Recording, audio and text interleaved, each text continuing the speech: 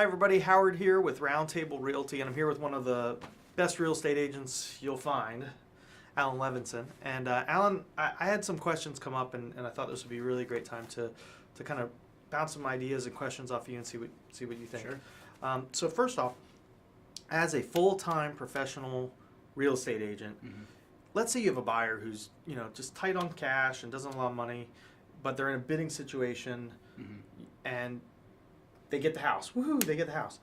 What are some of the things you can do to protect their outlay of cash, the surprising things that happen? So there's a few things you can do, and that's most buyers I work with. Most buyers are cost conscious, and as they should be. It's a big investment. There's a few things you can do the way you write up the contract. So every buyer is going to have an inspection period, typically 10 days.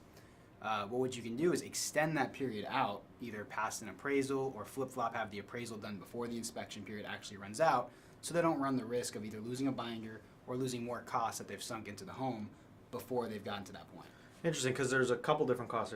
There's inspections, and those can be multiple different types of inspections, pools, houses, WDOs, things like that. But then there's the appraisal. For those at home, what is an appraisal? So the appraisal is, most people get a loan. So your lender, before they actually loan you the money, is going to do an appraisal inspection on the home to make sure that the value checks out and that there's nothing wrong with the home that would interfere with their investment in giving you the money for the home. So everybody who's getting a loan has to have an appraisal. And so the cost of that appraisal is the buyer's? The cost of the appraisal is the buyer's, absolutely. Okay, so they have this inspection and they have this appraisal, and they're running at the same time. And so someone like you who's really good at this and has been doing this a long time might be able to manipulate those time frames to protect people. Yeah, that's the number one thing I look for, is how to protect their money. And if possible, I try to have the seller help out with some of those costs too, by getting their closing costs, which is something a lot of agents miss. They just take off the purchase price, where if you take off closing costs, that helps the buyer a lot more in the short term. That can be thousands of dollars. And different loan types of loans have different amounts of money that you can have, right? They're different amounts of money. So, I mean, we've had people, a VA buyer, literally pay nothing to get into the home because we got their closing costs, and the only thing they had to come out of pocket for was an inspection that they did on their own. So there's a lot of ways you can manipulate the contract and the sale depending on what the best thing for the buyer is. Even closing dates. Closing dates, absolutely. Yep. And these are all the things that someone who's full-time, been in the business a while, knows what they're doing, has worked with hundreds and hundreds and hundreds of families, helping them buy homes. These are the things the intricacies of the contract.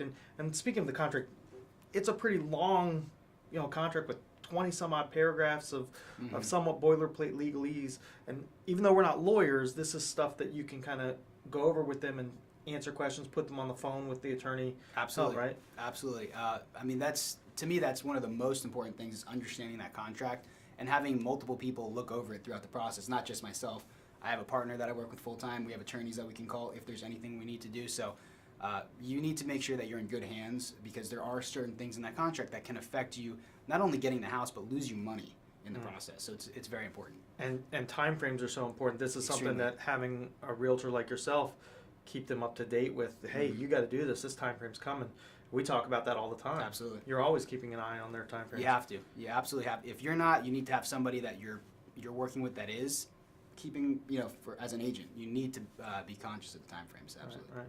And so if they want to reach out to you, ask questions about these little nuances in the contract, help find a house, get a deal done, they can reach out to you. We'll probably put the phone and email right in this area here. That's good. And they can reach out to you, and you can help them out. Absolutely. Just shoot me a text or call, and I'd be happy to help.